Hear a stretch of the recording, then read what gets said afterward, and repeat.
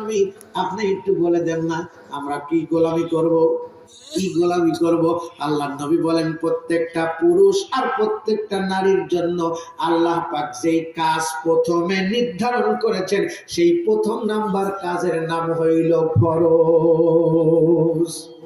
কি? আরো জোরে। এটা আমাদের জন্য না নারীদের জন্য? বলেন এই ফরজ প্রথম নাম্বার কাদের জন্য?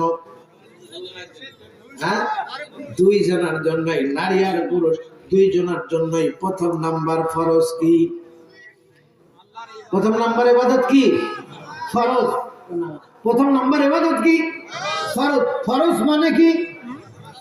ফরজ মানে নামাজ, ফরজ মানে আল্লাহর আদেশ, ফরজ মানে আল্লাহর আদেশ। বলেন ফরজ মানে, ফরজ মানে, ফরজ মানে শুধু আদেশ না, ফরজ মানে আল্লাহর নিষেধ। বলেন ফরজ মানে আল্লাহর আদেশ আর নিষেধ উভয়টাই ফরজ।